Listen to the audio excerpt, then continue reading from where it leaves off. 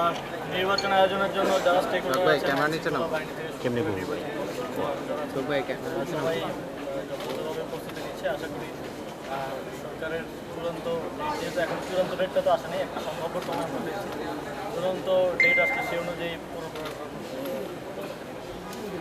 সেটা তো রাজনৈতিক দলের সিদ্ধান্ত বা সরকারের দিক থেকে সংস্কারের রূপরেখা দেওয়া হয়েছে। আপনারা জানেন যে আমাদের সংস্কার কমিশনগুলো কাজ করছে এবং ঐক্যবদ্ধ কমিশন মোটামুটি পৌঁছাচ্ছে এবং তার ভিত্তিতে একটা জুলাই চার্টার হবে যে কী কী সংস্কার হবে, যেগুলো এই সময়ে বাস্তবায়নযোগ্য সেগুলো বাস্তবায়ন হবে। ইতিমধ্যে আমরা কাজ করছি, স্থানীয় সরকার বিভাগকে যেই সংস্কার প্রস্তাবনাগুলো দেওয়া হয়েছে সেগুলো আমরা বাস্তবায়নের কার্যক্রম শুরু করেছি।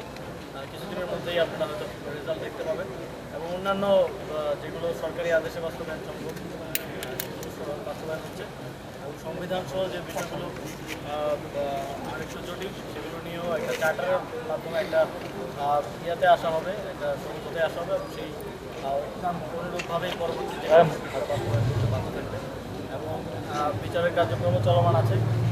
এখন এগুলো হচ্ছে চলমান প্রক্রিয়া। বিচার তো আপনারা জানেন যে একটা মোটামুটি একটু দীর্ঘমেয়াদী প্রক্রিয়া, তবে অন্তর্বর্তীকালীন সরকার তার সময়কালে উল্লেখযোগ্য দৃশ্যমান বিচার বাস্তবায়ন করতে যেতে চায়।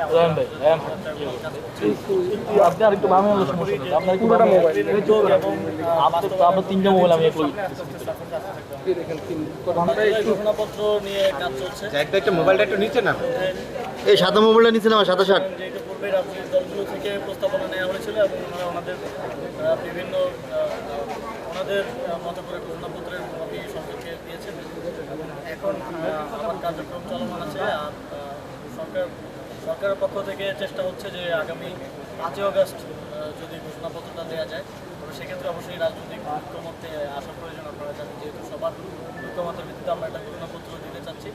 আশা করি রাজনৈতিক ঐক্যমত্য শেষে 5ই আগস্ট ঘোষণাপত্র পাঠ করা সম্ভব।